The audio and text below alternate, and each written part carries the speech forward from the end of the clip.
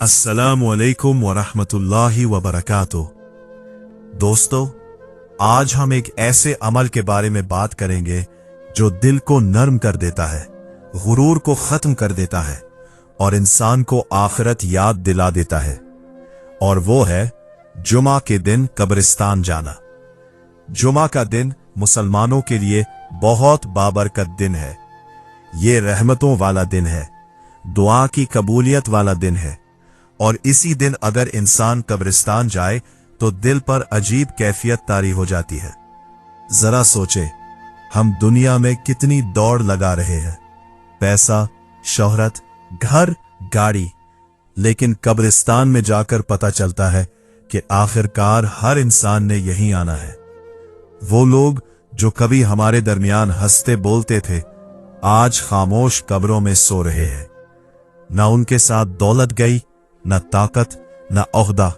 नबी करीम सल्लल्लाहु अलैहि वसल्लम ने फरमाया, मैंने तुम्हें कब्रों की ज़ियारत से मना किया था, अब ज़ियारत किया करो, क्योंकि ये आखिरत याद दिलाती है। दोस्तों, जुमा के दिन जब इंसान कब्रिस्तान जाता है, कब्रों के दरमियान खड़ा होता है, तो उसे अपनी हकीकत याद आती है। वो सोचता है, एक दिन मेरी कब्र भी यही होगी, मेरे अपने भी मुझे दफनाकर वापस चले जाएंगे, सिर्फ मेरे आमाल मेरे साथ रह जाएंगे।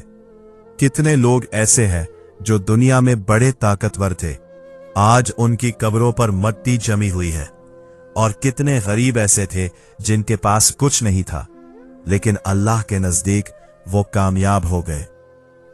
कब्रिस्तान इंसान को खामोशी से बहुत बड़ी नसीहत देता है। जब आप जुमे के दिन कब्रिस्तान जाए तो सिर्फ रस्म पूरी ना करें, अपने मरहूमीन के लिए दुआ करें, सूरह फातिहा पढ़े, अपने गुनाहों पर तौबा करें, और ये सोचे कि अगर आज मेरी मौत आ जाए तो क्या मैं तैयार हूं। दोस्तों, जिंदगी बहुत मुख्तसर है। मौत ना अमीर देखती है, ना गरीब, ना जवान, ना बूढ़ा। इसलिए अभी भी वक्त है, नमाजों की पाबंदी करें, माँ बाप का दिल खुश करें, लोगों के हुकूक अदा करें, और अल्लाह से अपना ताल्लुक मजबूत करें। हो सकता है अगला जुमा हम देख ही ना सके।